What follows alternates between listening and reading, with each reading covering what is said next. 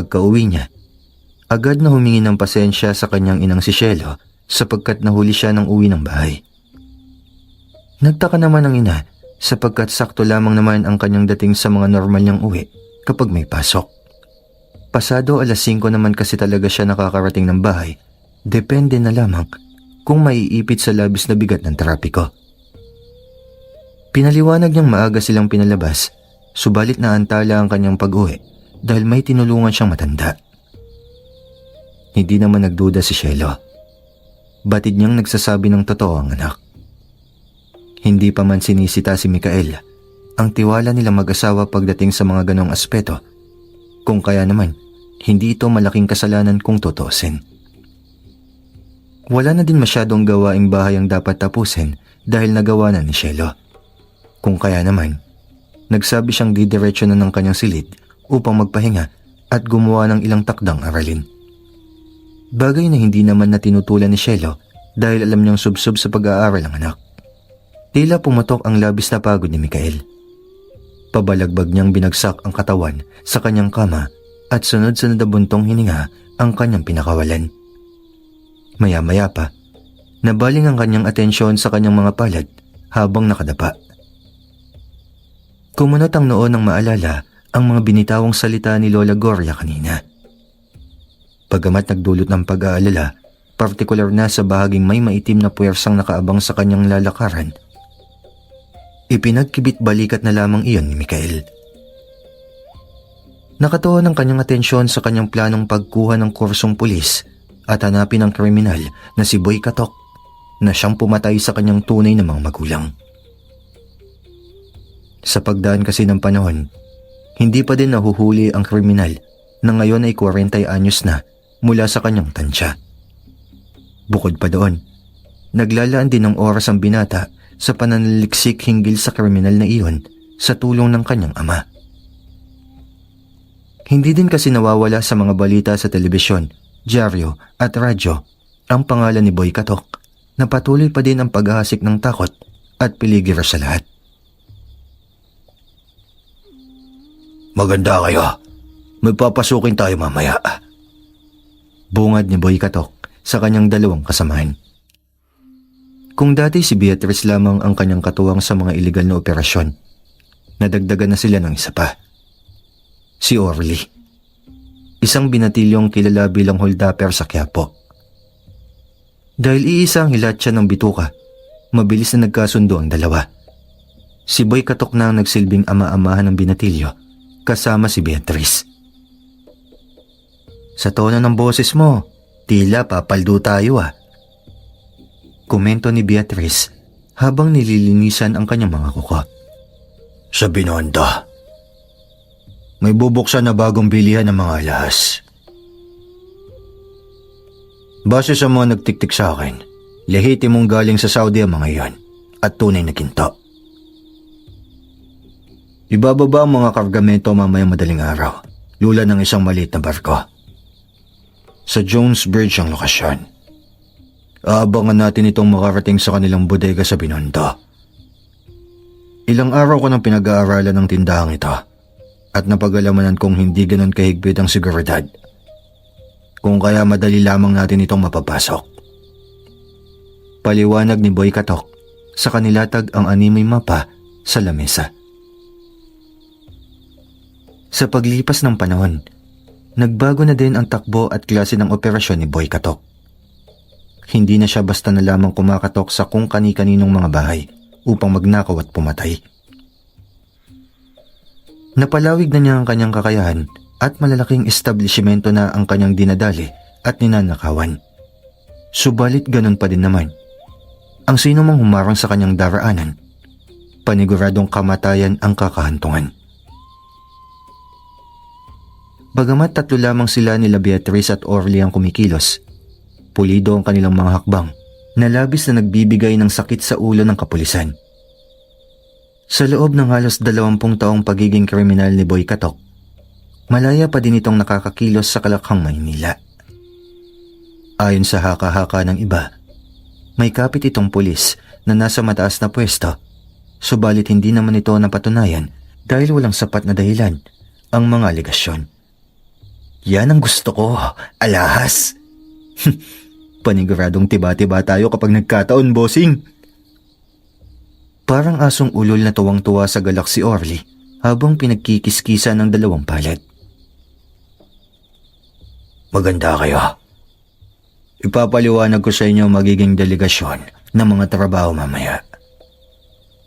Paniguradong may parak sa lugar na yon, kaya kailangan pa din natin ng angkop na pag-iingat. Paliwanag ni Boy Katok.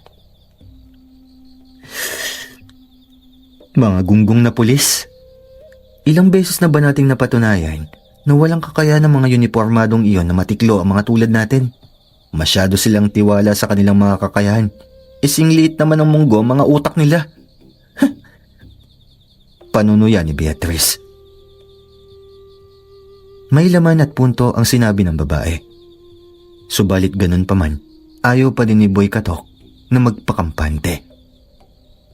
Hindi niya na naising magkaroon ng butas ang kanilang hakbang na magbibigay pagkakataon sa mga pulis para masakote sila. Tuluyan nang ang balot ng kasama ng kaluluwa ng tatlo at walang ibang iniisip kung hindi ang kanilang mga masasamang plano. Samantala, pagdaan din ng panahon, tila nagbunga ang pagiging tapat sa serbisyo ni Manuel. Mula sa pagiging Police Master Sergeant o SPO1, isa na siyang Police Executive Master Sergeant o SPO4. Bagamat malayo pa sa posisyon na nais, masaya na din siya sa mga natatamasang pagkilala. May natanggap kaming tip mula sa informante na nasa Binondo ang susunod na target ni Boy Katok. Sa Wangchi Jewelry. Yung bagong magbubukas na alasan. Ulat ni Manuel sa kanyang Police Lieutenant Espinas. Magaling. Bubuo tayo ng task force para mamaya. Kailangan nating masigurong madakip na ang kriminal na yan. Husto na ang kanyang ginagawang paglalapastangan at paglalaro sa kapulisan. Gigil na tugon ni Espinas. Kasama si Manuel at ang iba pang pulis, nagplano sila kung paano dadakpin ang mga kriminal. Binalikan nila ang mga naging galaw ng mga ito, maging ang kanilang mga hakbangin noon na hindi naging matagumpay, saka pinag-aralan upang baguhin. Desidido si Manuel na mahuli si Boy Katok, alang-alang sa kanyang anak na si Mikael. Mas gugustuhin niya pang siya ang makahuli dito dahil batid niyang ito ang dahilan kung bakit nais maging pulis ng anak. Hindi niya nais tahakin ni Mikael ang delikadong daan na ito para lamang sa hustisyang inaasam. Isa pa, ayaw niyang makulong sa ideya na paghihiganti ang pagpupulis ni Mikael. Kaya naman umaasa siyang masasakote ang kriminal at mahahatulan ng batas na magiging dahilan ng pagbabago ng desisyon ng anak at ibabaling ang atensyon sa ibang bagay. Sino yung kausap niyo, inay?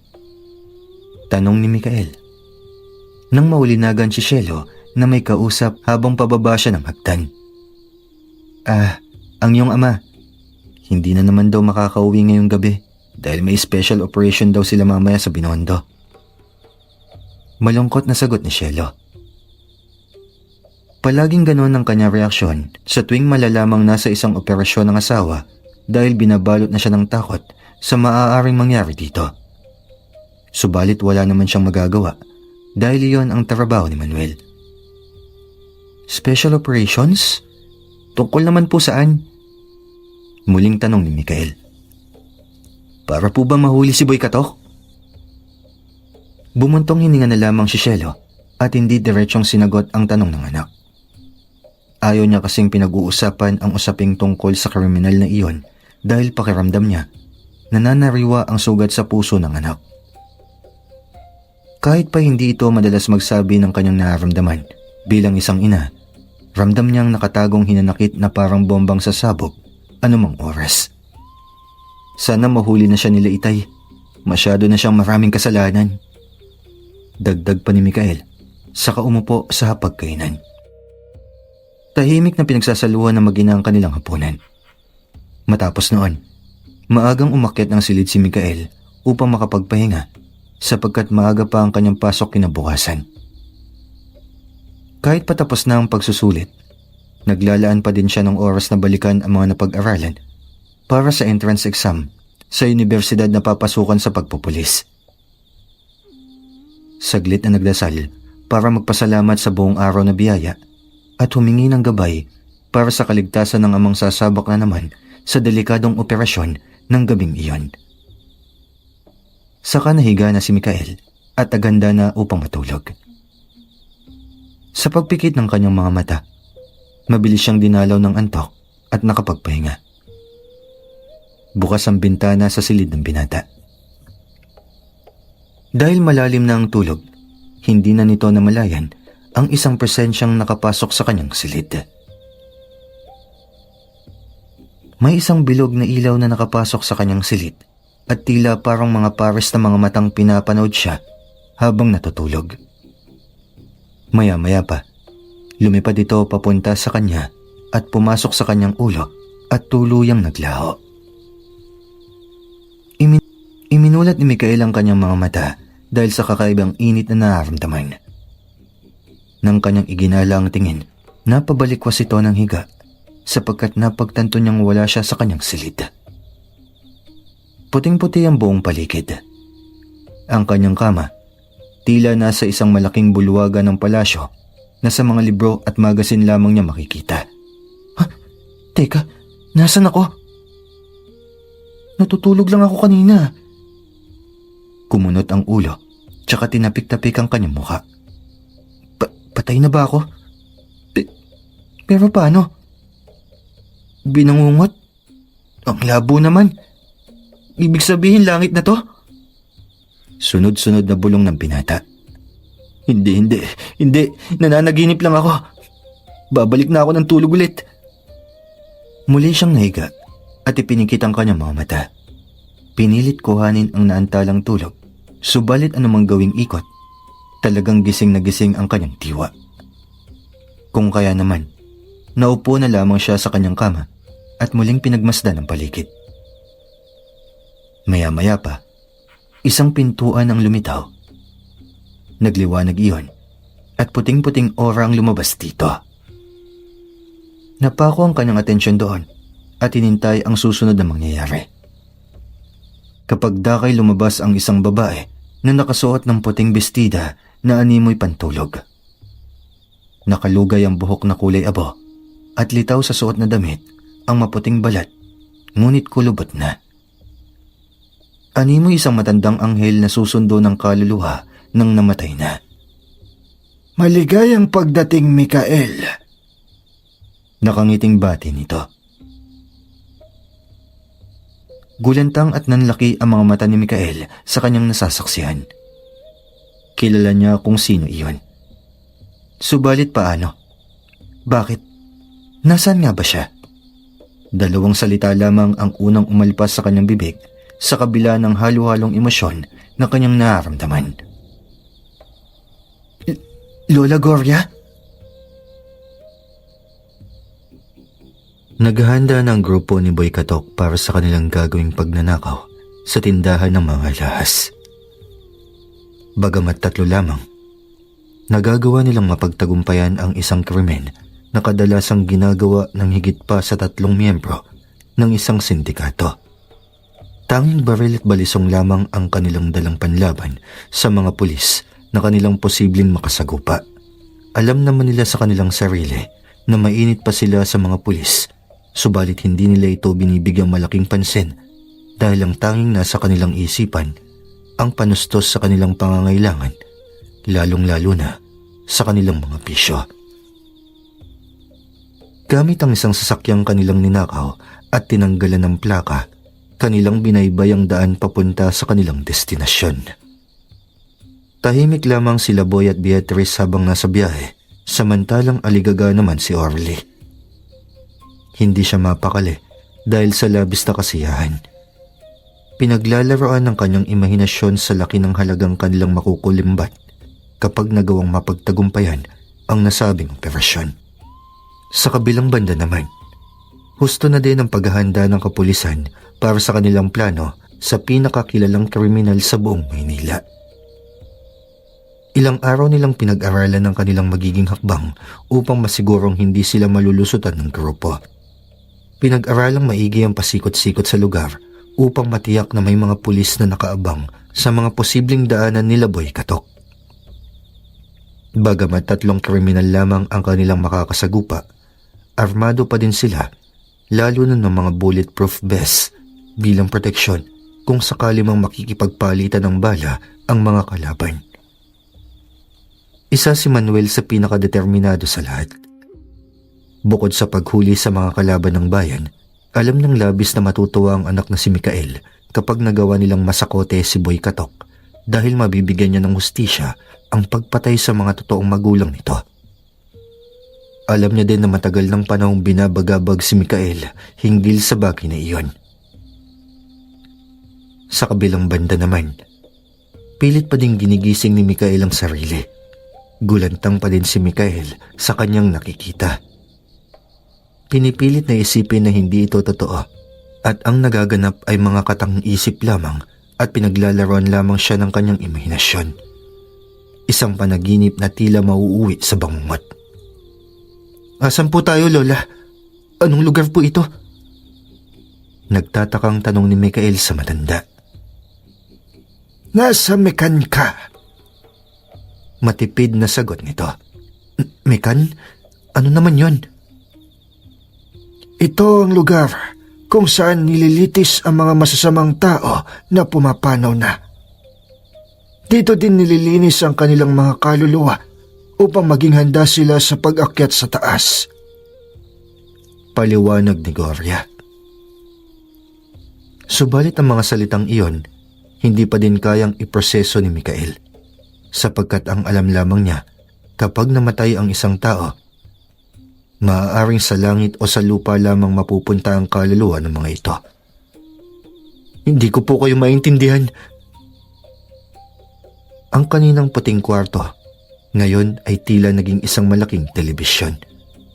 Telebisyon kung saan iba't ibang klase ng krimen lamang ang pinapalabas. Sa mga kumpas ng kamay ni Gloria, naglilipat-lipat ang mga ito. Parang channel sa telebisyon, saka nag-uumpisang magpaliwanag. Hindi likas na masama ang mga tao. Ang mga krimen na kanilang ginagawa ay dahil ginigising ng mga imok ang nakatagong maitim na bahid sa kanilang kalooban. Ginagamit ng mga imok ang negatibong enerhiya mula sa mga ito. Sa oras na tuluyang lamunin ng mga imok ang isang inosente, hindi na ito makakawala pa. Imok? Ang labo naman. Parang sasabog na ang utak ko sa mga sinasabi niyo, Lola. Nakakunot na noong reklamo ni Mikael. Ang imok ay isang nilalang ng dilim. Mga demonyong nag-uudyok sa mga tao upang gumawa ng mga bagay na labag sa kanilang kainosentihan. Hanggang sa tuluyang lamunin na nga ng kanilang maitim na budhi ang mga tao. Pagpapatuloy ni Gloria. Pinagmasdang mabuti ni Mikael ang kaganapang pinapalabas sa paligid. Ang iba't ibang klase ng krimen na nagaganap sa bawat pagtakbo ng oras. Mawalang galang na po, Lola. Pero ano naman po ang kinalaman ko sa mga yan? Wala naman po akong kakayahang huliin ang lahat ng yan. Kung yun yung gusto niyong gawin ko. Saka na po kapag pulis na ako. May pagkasarkastikong tugon ni Mikael. Maya-maya, may nilabas na isang umiilaw na bagay si Gloria mula sa kanyang bulsa. Isang batong hugis puso na tila may lagablab sa loob nito at kumagalaw. Ang pulang alab ay nagbibigay liwanag sa batong iyon at ang loob animong galit na bulkan na malapit ng sumabog anumang oras. "Ano naman po yan, Lola?" Tanong ni Mikael habang nakatitig sa batong nasa palad ng matanda. Ito ang mutya ng salong. Kagaya ng punong pinagmulan nito kung saan ang dagta, animoy nagliliyab. Ang alab ng mutyang ito ang siyang susunog sa mga imok upang umalis sa katawan ng sino mang pinaghaharian nito. Ikaw Mikael, ang napiling tagapangalaga ng mutya. Sa haba ng panahon ng aking paghahanap, sa'yo lamang sumagot ang mutya. Kwento ng matanda. Paanong sa akin lamang sumagot? Hindi ko po talaga maintindihan, Lola. Tanong ng binata. Tuluyan na nga siyang naguluhan sa mga bagay-bagay. Nang makadaupang palad kita, muling nabuhay ang alab ng bato. Hindi ito nangyayari sa ibang taong aking nakakasalamuha habang naghahanap ng bagong mag-aalaga sa mutyang ito. Ibig sabihin nun, ikaw ang napiling makaisa ng mutya upang hanapin ang imok. Paliwanag ni Gloria.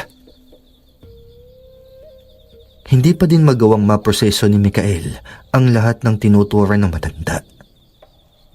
Sa paanong paraan naman niya magagampanan ang mga bagay na iyon, gayong isa lamang siyang patpatin na 15 anyos na binata. Pasensya na po, Lola, pero hindi ko po magagawa yan. Wala po akong sapat na lakas para magampanan ng tungkulin na inaatang niyo sa akin. Malumanay na pagtanggi ni Mikael. Isa pa, kahit nga po kayo, hindi niyo alam kung nasan yung imok eh. Ako pa kaya? Sa puntong iyon, nais na sanang magpaalam ni Mikael at hilinging makabalik na. Ayaw niyang pumasok sa isang sitwasyon na alam niyang hindi naman niya mapapanindigan. Subalit hindi niya inaakala na ang bagay na kanilang pinag-uusapan ni Gloria may kinalaman pala sa kanyang nakaraan. Isa akong antilan. Isa sa mga taga-hukom sa Mekan. Tungkulin kong sugpuin ang imok upang mapigilan ang masasamang gawain nito. At nahanap ko na kung na kaninong katawan ang kanyang ginagamit na sisidlan. Naging seryoso ang mukha ng matanda. Muling kinumpas ang kanyang kamay at nalipat at natuntun ang palabas sa isang eksenang pamilyar kay Mikael. Itay? Sambit nito. Nagkalat ang grupo ng kapulisan sa buong Binondo. Animoy isang eksena sa pelikula kung saan ang mga pulis makikipagsagupa sa grupo ng mga sindikatong malaki na ang kasalanan sa batas. Tinitiyak nilang walang anumang maaaring lusutan si Boy Katok at mga kasama nito. Batid naman ng otoridad na 3 lamang ang kanilang kalaban, subalit hindi nila dapat maliitin ang kakayahan ng mga iyon dahil makailang ulit na silang nalulusutan. Kaya naman nais nilang siguruhing wala nang magiging takas ang mga kriminal. Sa isang madilim na bahaging natatakpan ng mga kapunuan, tumigil ang sasakyan nila Boy Katok. Ilang metro ang layo mula sa tindahang kanilang papasukin. Orly, sa kanang bahagi ka papasok. May mga gwardyang nakabantay doon. Alam mo na ang gagawin mo. Beatrice, sa likod ka naman. Putulin mo ang anumang cordon sa alarm. Nasa iyo naman na ang gamit. Utos ni Boy Katok.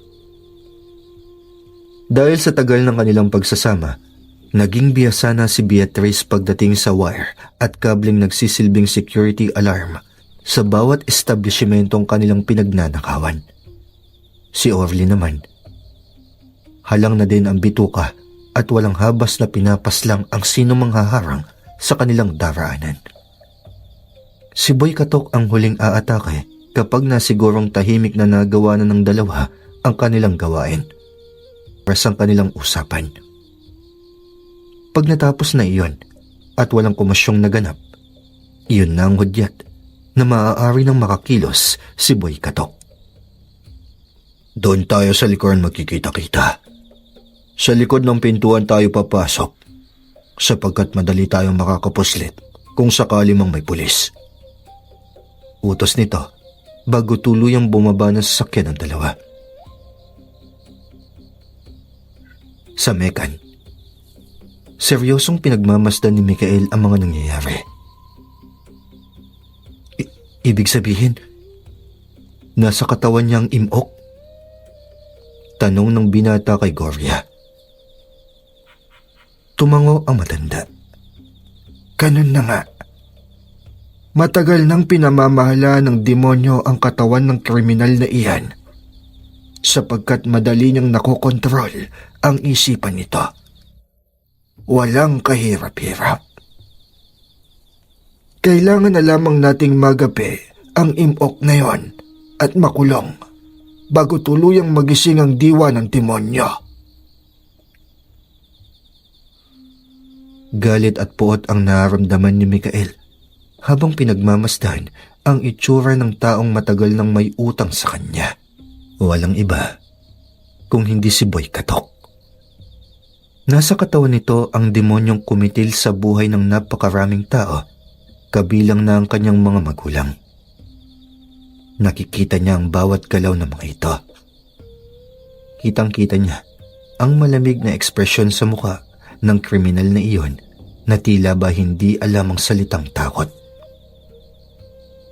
Kapansin-pansin din ang palagiang paggalaw ng leeg at ulo nito. Napagtanto niyang muling makakasagupa ng kanyang ama at ilang pang kapulisan ang sikat na kriminal sa Maynila.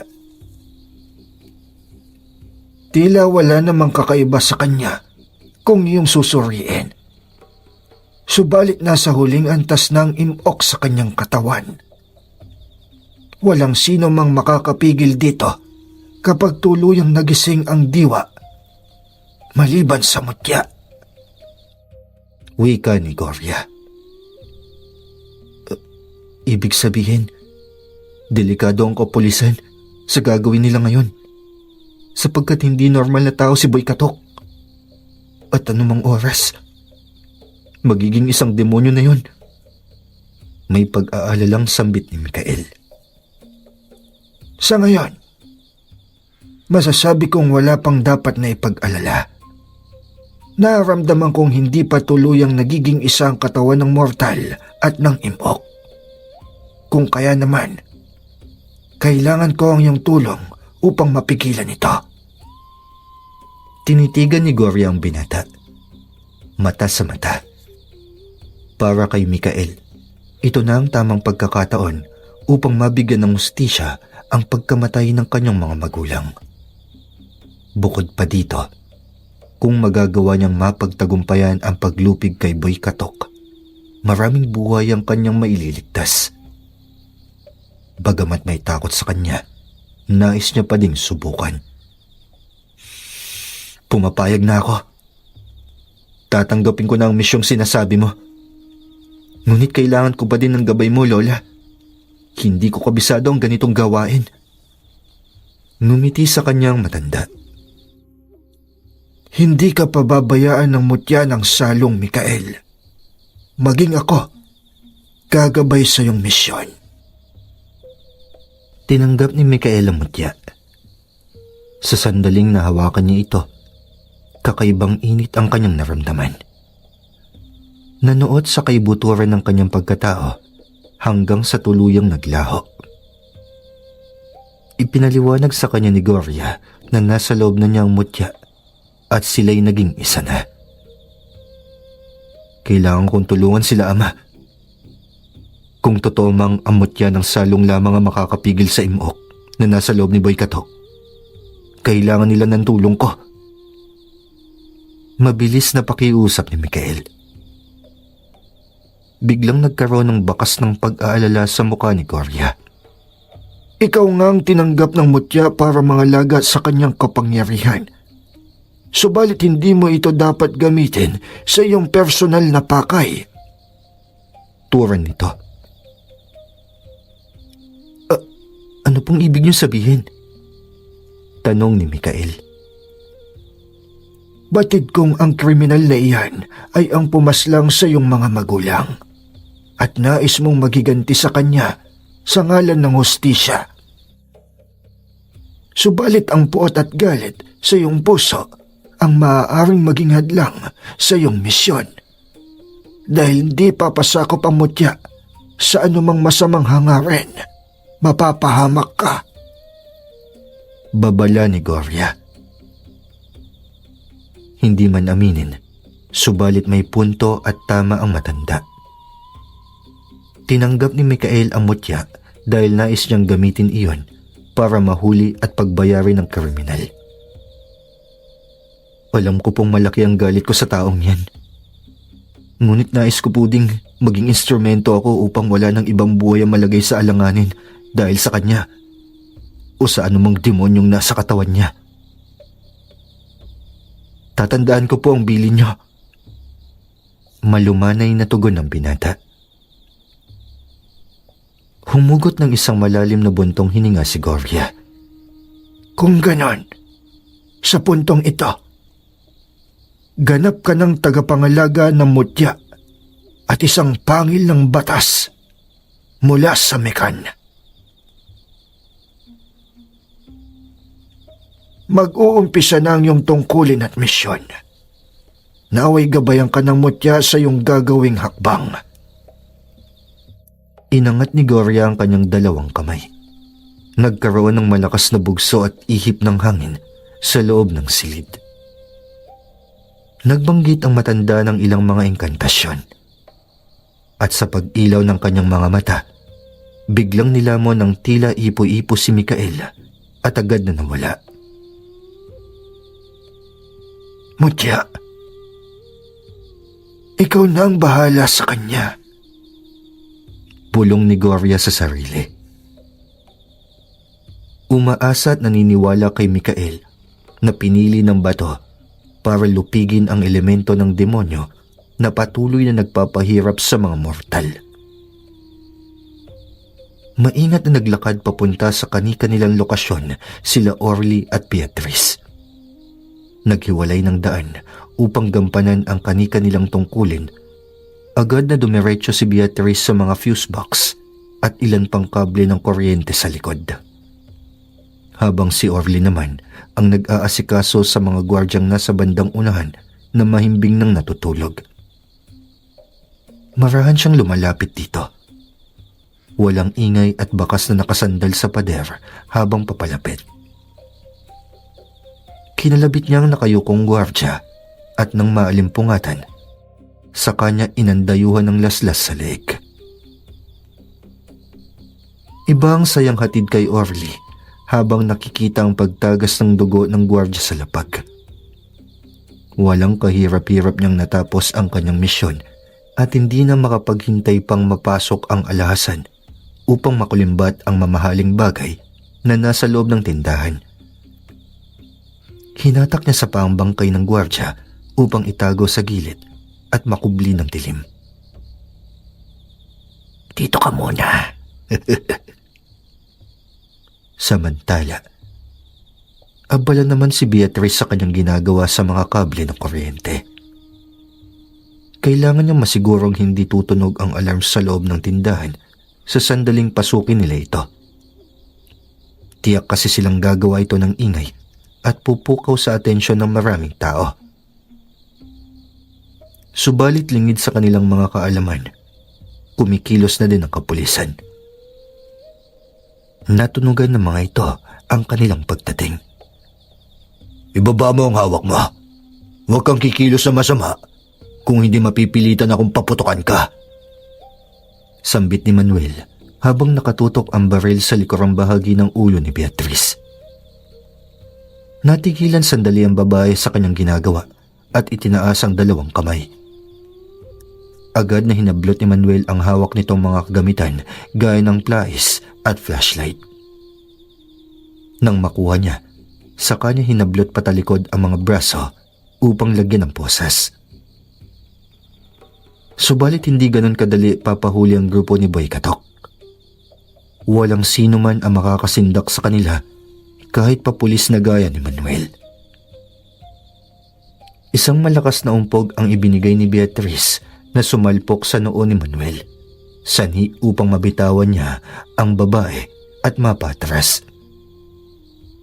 Mabilis na inikot ng babae ang kanyang katawan kasabay ng isang malakas na sipa. Bagamat nagawang salagin ni Manuel ang sipa ng kanyang ipagkrus ang dalawang braso, natumba pa din siya sa sahig. Mula sa pagkakahiga, kita niyang inangat ni Beatrice ang kanang binti at layuning ibagsak ng buong puwersa sa kanyang muka. Agad niyang nilihis ang katawan upang ilagan iyon. Mabilis siyang tumayo at tinutok ang baril sa babae na agad namang nasipa ni Beatrice. Doon na nagsimulang makipagbuno si Beatrice sa pulis. Nakipagpalitan ng suntok si Beatrice kay Manuel. Parehas nilang naiilagan ang bawat indayog ng kamao ng isa't isa. Hanggang sa may isa pang pulis na rumisponde mula sa likuran. "Wala ka na ngayong tatakbuhan!" Bulalas ni Manuel. Makipot ang lugar na iyon na animoy isang eskinita. Sa kanang bahagi, isang pader papunta sa establishmento sa kabilang bahagi. Samantalang ang kaliwa naman, daan papasok sa tindahan, subalit sarado pa yun. Ngunit sa kabilang sitwasyong kinakaharap ni Beatrice, hindi ito kinakitaan ng anumang takot o pag-aalala. Marang lumapit ang pulis sa likuran upang dambahin ang babae. Pinapakiramdaman lamang siya nito hanggang sa masakote at makulong sa kanyang mga bisig. Saka na lumapit si Manuel. Agad na lumundag si Beatrice, sanhi upang sapilitang mapaliyad ang pulis. Pinagdikit ang kanyang dalawang binti sa kapaunat na sinipa kay Manuel. Nang tumilapon ang lalaki, pailalim na siniko ang tagiliran ng isang pulis. At nang tuluyang makawala ay hinarap ni Beatrice ito. Hinawakan sa ulo at malakas na umpog sa tuhod ang pinakawalan niya. Agad siyang lumabas ng eskinita, subalit may mga pulis na pasalubong sa kanya. Agad siyang lumihis ng daan upang hindi masakote pabalik sa kanilang sasakyan. "Tigil!" Sigaw ng isang pulis, sabay paputok ng baril sa itaas. Ang alingaw-ngaw ng baril pumukaw kay Boy Katok na tahimik na naninigarilyo sa sasakyan. Napagtanto niyang nabulilyaso ang kanilang plano. "Nalintikan na!" Gigil niyang sambit, sabay tapo ng sigarilyo sa labas. Plano niyang sundan si Beatrice, subalit hindi nito malaman kung paanong paraan sapagkat sunod-sunod na mobil ng pulis ang nagdatingan. Subalit hindi naman iyon bago sa kanya. Agad niyang kinapa ang baril sa gilid ng manibela at ikinasa. Handa siyang makipagpalitan ng putok kung kinakailangan man. Matapos noon, mabilis niyang pinasok ang susi at binuhay ang makina ng sasakyan. Subalit laking gulat niya nang may isang taong nasa harapan ng kanyang sasakyan. Hindi niya masyadong maulinagan ang itsura nito sapagkat madilim. Ngunit tiyak siyang hindi iyon pulis sapagkat hindi ito naka-uniforme at nakasuot lamang ng pangbahay na damit. Ngunit wala siyang panahon para sa laro. Marahan niyang niyuko ang ulo upang kunin ang baril para paputukan ang nakaharang na iyon. Nang laking gulat niya nang wala na ito nang iangat niya ang kanyang ulo. Subalit mas nagulat siya nang mapansin niyang nasa gilid na ito. Isang binatang katangkaran, subalit hindi niya lubos kilala ang muka. Kikilos pa lamang sana siya nang basagin nito ang salamin ng bintana ng kanyang sasakyan. Nagtalsikan kay Boy Katok ang piraso ng mga salamin. Hinigit ng binata ang pintuan ng sasakyan na agad naman niyang natanggal. Laking gulat ni Boy Katok sapagkat nakalak ang pintuan, kung kaya paano niya magagawang buksan iyon agad. Hindi na nag-aksepa ng oras ang binata at agad na hinatak si Boy Katok palabas ng sasakyan. Mahigpit ang hawak sa kwelyo ng suot nito, saka binalagbag sa sahig ang lalaki. Dito na tuluyang napiko ng lalaki. Sino ka bang hinayupak ka? Ang lakas naman ng loob mong mangialam. Bulalas ni Boy habang tumatayo. Subalit hindi pa man tuluyang nakakatayo. Lumundag na sa kanya ang binata at isang malakas na sapak ang pinakawalan. Muling hinawakan sa kwelyo saka binalibag sa sakyan. Sa lakas ng pagtama, nabasag ang mga salamin sa sakyan. Halos mahilo-hilo si Boy mula sa mga natamong bugbog ng katawan. Hindi niya mawari kung sino ba ang binatang iyon at kung bakit gigil na gigil ito sa kanya. Ganun pa man, napagtanto niyang kriminal nga pala siya at marami ng pamilya ang kanyang pinaslang. Kung kaya naman, hindi na nakakapagtaka na suktulan ang galit nito sa kanya. Subalit tila nabigla siya na meron isang patpating bata ang naglakas loob na harapin siya. Halos nangingilid ang luha ni Mikael nang kanyang damputin at kwelyuhang muli ang kriminal na si Boy Katok. Hindi makapaniwalang darating ang panahon na makakaharap niya ito at matititigan ng mata sa mata. Ang lalaking kumitil sa buhay ng kanyang mga magulang. Ang dahilan kung bakit nangungulila ang kanyang puso para sa pagmamahal ng tunay na mga magulang. Sino ka ba talaga? Nauutal na tanong ni Boy Katok habang halos sumusuka na ng tugo. Kung sa bagay, hindi mo na nga pala matatandaan kung sino ako dahil sa dami ng taong pinaslang mo. Hindi mo na alam kung sino-sino sa kanila ang posibleng maging karma mo. Hayaan mong ipakilala ko sa iyo sarili ko. Ako lang naman yung sanggol na tinanggalan mo ng karapatan na makilala ang mga magulang nung gabing pinatay mo sila. At ako din ang sanggol na iyon na maghahatid sa iyo sa impyerno.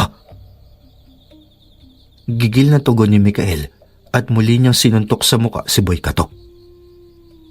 Sa lakas ng pagkakasuntok, dumausdos sa lupa ang lalaki. Habang tumatayo, natandaan niya ang pangyayaring tinutukoy ng binata. Sa tanan ng kanyang pamamaslang, iisang beses pa lamang siya nakaengkwentro kung saan may binuhay siyang sanggol. Doon niya napagtantong ito ang anak ng mag-asawang kanyang pinatay kung saan nagdulot ng pilat sa kanya. Ang insidenteng muntik na siyang masunog ng buhay. Maging siya, matagal na hinahanap ang batang iyon dahil nais niyang ipaghiganti ang nangyari sa kanyang muka. Labis-labis na galit ang kanyang nararamdaman sa tuwing nakikita niya ang peklat na dulot ng trahedya. Habang marahang bumabangon, nakakaramdam si Boy Katok ng kakaibang bugso ng damdamin. Ang pagkauhaw sa laman at tugo. Hinaplos niya ang kanyang batok at umiiling-iling. Tila may pinaglalabanan sa kanyang loob. May animong boses ang bumubulong sa kanya. Isang boses na matagal na niyang nadidinig, subalit ipinagkikibit balikat lamang. Ang pilat ng nakaraan at ang pagpapaalala ng binata sa insidenteng isinumpa niya, tila may nagpataas sa kanyang libido. Napangiti na lamang ito. Tila biglang hindi na alintana ang bugbog ng katawan at mga sugat na natamo. Wala akong pakialam kahit sino ka pa. At wala akong pakialam sa nararamdaman mong galit. Dahil maging ako, labis-labis ang pagkamuhi sa'yo. Dapat lamang na pinatay ko ang mga magulang mo. Dahil sila ang dahilan ng mga pilat na nasa balat ko. Natatawang tugon ni Boy Katok. Ang mga salitang binitawan ni Boy Katok, labis na nagdulot ng galit sa puso ni Mikael. Hindi na niya naisip ang tunay na dahilan kung bakit niya tinanggap ang misyon at kung bakit siya nakipag-isa sa mutya. Nabulag siya sa kanyang puot at nais niyang namnamin ang pagkakataong singilin ang taong matagal nang may pagkakautang sa kanya. Muli siyang lumundag at akamang iindayog ng suntok nang mahawakan ni Boy Katok ang kanyang kamao. Marang inangat ni Boy Katok ang kanyang ulo at doon na tumambad kay Mikael ang itsura nito. Itim ang kulay ng mga mata at naglalabasan ng ugat sa pisngi hanggang sa leeg. Ngumiti ito sa kanya habang tumutulo ang dugo sa labi at bakas ang bahid ng dugo sa mga ngipin. Ano bata? Tila ata nang hina ang iyong mga atake. Dahil ba nawalan ka na ng gabay mula sa bato? Dahil kontra ito sa puwat at galit na pinapakita mo? Bulalas nito. Bukod sa kakaibang wangis, nag-iba din ang boses ni Boy Katok. Tila galing sa balong malalim at buong buo iyon. Para siyang sinapian ng kung ano. Makatapos noon, mahigpit na pinisil ni Boy ang kamao ni Mikael. Napahiyaw ito sa labis na sakit at pakiramdam niya mababasag ang kanyang mga buto. Agad siyang nagbitaw ng sipa na nasa lag ni Boy Katok. Binuhat siya nito at saka init siya sa mga nakaparadang sasakyan. Napaigtad siya sa labis na bugbog na natamo. Napagtanto niya din ang babalang binitawan ni Lola Gloria nung nasa Mekan sila. Mawawalan ng bisa ang mutya ng salong sa sandaling magpalamon siya sa personal na galit at puot sapagkat ang pagkahuli ng imok ang kanyang pangunahing layunin. Makiusap, wag muna ngayon. Saka mo na ako parusahan. Pero wag muna ngayong kaharap ko na siya. Bulong ni Mikael sa sarili habang dahan-dahang tumatayo. Ramdam niya ang pagkawala ng alab sa kanyang katawan dulot ng kapangyarihan ng mutya. Nang tuluyang makatayo, kita niya si Boy Katok na inaangat ang isa sa mga sasakyan. Agad siyang lumihis ng ilag nang ibato ng lalaki sa kanyang sasakyan. Hindi na papayag pa si Mikael na makawala sa kanyang kriminal na iyon. Agad siyang tumayo at tumakbo. Dinambahan ng lalaki at niyapos sa bewang upang ipahiga sa sahig. Sunod-sunod na dagok mula sa siko ni Boy ang tinanggap ng binata, subalit hindi ito nagpatinag. Humiyaw siya ng malakas at saka binuhat ang lalaki at binalagbag sa sahig. Sunod-sunod na suntok ang pinakawalan nito hanggang sa tuluyang makaramdam ng panghihina. Tuluyan na nga atang umalis sa kanyang presensya ng mutya dahil sa paglabag niya sa kanilang kasunduan. Tila naramdaman naman ni Boy Katok ang sitwasyon ni Mikael. Muli ay ngumiti iyon. Isang malakas na dagok sa dibdib ng binata ang kanyang pinakawalan gamit ang kanyang palad. May puwersa ito at pikat, kung kaya naman tumilapon ng binata. Buo na ang loob ni Boy Katok na tapusin ang buhay ni Mikael. Matagal na din naman niyang nais gawin ang bagay na iyon. Kay tagal kitang hinanap. Kay tagal kong hinintay ang pagkakataong kitilan ng iyong buhay na dapat sana'y noon ko pa ginawa. Mabuti na lamang at hindi ako mahihirapan pang hanapin ka. Dahil ikaw na mismo ang kusang lumapit sa akin. Bulalas niya habang pinapanood si Mikael na nahihirapan ng tumayo. Napansin ni Boy Katok ang isang malaking tipak ng bato sa kanang bahagi ng isang puno. Agad niya iyong binuhat gamit ang dalawang kamay. Inangat ng marahan sa kadahan-dahang naglakad papalapit sa binatang duguan na din ng mga sandaling iyon. Hayaan mong ihatid na din kita sa huling hantungan para naman makasama mo na ang iyong mga magulang. Sambit nito. Subalit tila ang katawan at isipan ni Boy Katok naglalaban sa kung anumang presensya ang sumusubok na mangibabaw sa kanyang kalooban. Umalis ka! Ilang beses ko bang sasabihin sa'yo na hindi ko kailangan ng tulong mo? Magagawa kong gawin ang anumang naisin ko nang walang tulong mula sa'yo. Gigil na sambit ito sa kanyang normal na boses. Muli ay umiling-iling si Boy Katok. Nagpapatawa ka ba? Kung hindi ako nagising sa aking pagkakahimlay sa iyong lo, baka ikaw na ang binawian ng buhay ng kotong lupang yan. May kakaibang kapangyarihan ng batang yan, kung kaya hindi mo magagawa na ikaw lamang. Sagot nito sa kanyang sarili sa isang malalim at nakakatakot na boses. Huwag mong minamalit ang kakayahan ko. Sigaw ni Boy Katok na tila hindi sang-ayon sa imok na unti-unting nagigising ang diwa. Pilit na nilalabanan ni Boy Katok ang demonyong matagal na palang naghahari sa kanyang pagkatao, subalit hindi niya pinapayagang pasakop dito. Pilit niyang tinataboy ang anumang koneksyon sa demonyo sapagkat para sa kanya, hindi niya kailangan ng tulong mula sa elementong namamahay sa kanyang puso. Muli niyang binaling ang kanyang atensyon sa binatang hirap na hirap ng tumayo. Napagtagumpayan man niyang manaig sa demonyo, nakakaramdam na din si Boy Katok ng panghihina. Kung kaya naman, kailangan na niyang maisagawa ang kanyang planong pagpatay sa binata at tangkaing tumakas.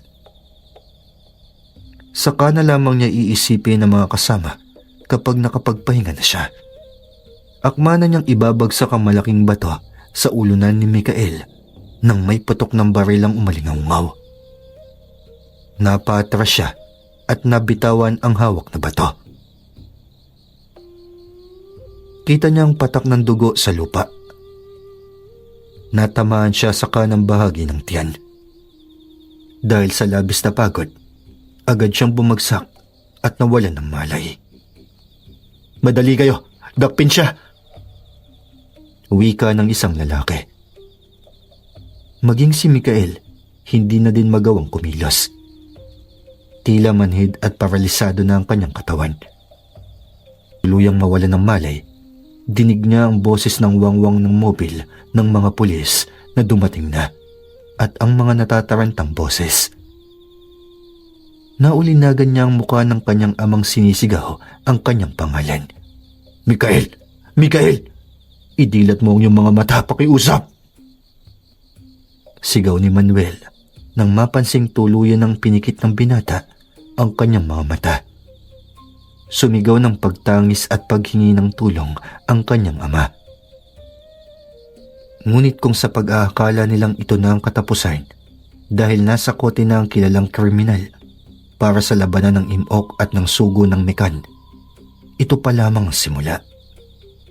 Hindi pa tuluyang natutuldukan ang labanan kung saan ang mga katawang mortal hindi pa lubos na niyayakap ang kanilang kapalaran. Si Boy Katok, kung saan ang imok, ginagamit ang katawan niya bilang sisidlan, at si Mikael naman na ang puso ay balot ng galit at puot at bulag sa kapangyarihang handog ng mutya ng salong na mula sa mekan. Naging mabilis ang pangyayari ng gabing iyon. Parehas na sugatan ang dalawang nilalang na parehas balot ng kababalaghan ang pinaglalabanan.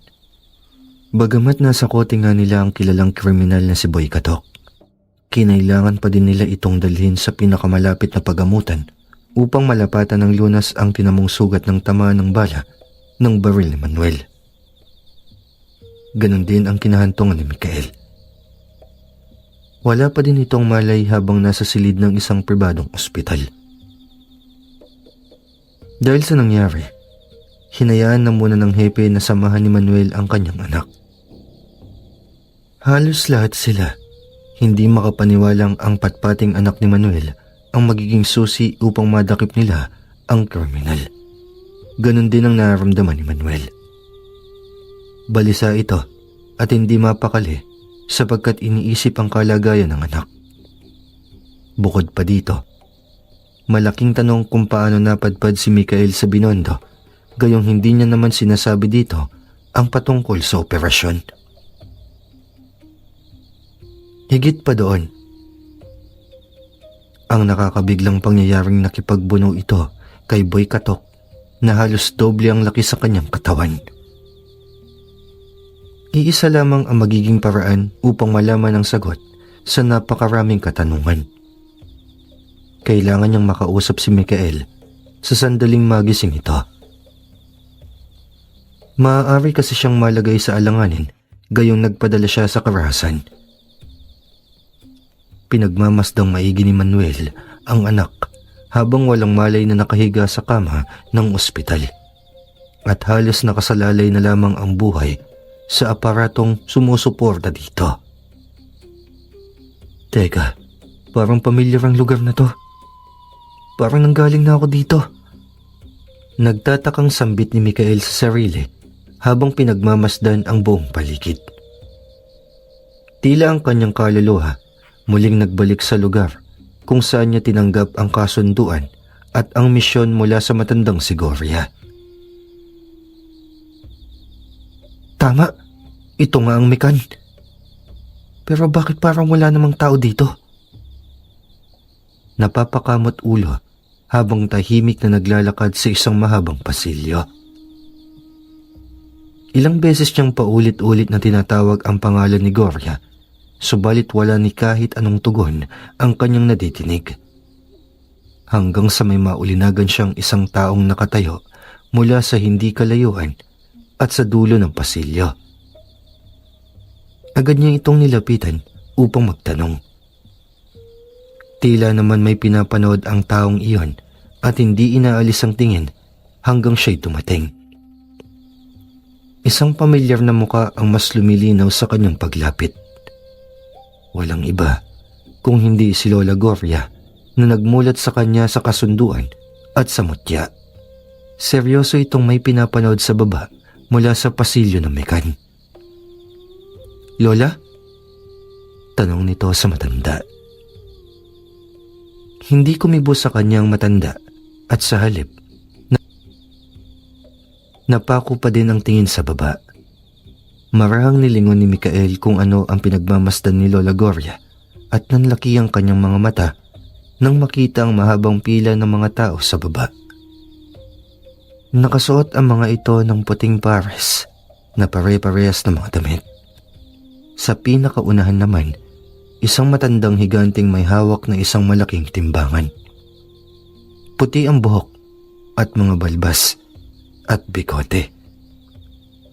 May bruskong pangangatawan. Ano pong nangyayari, Lola? Muling tanong nito sa matanda.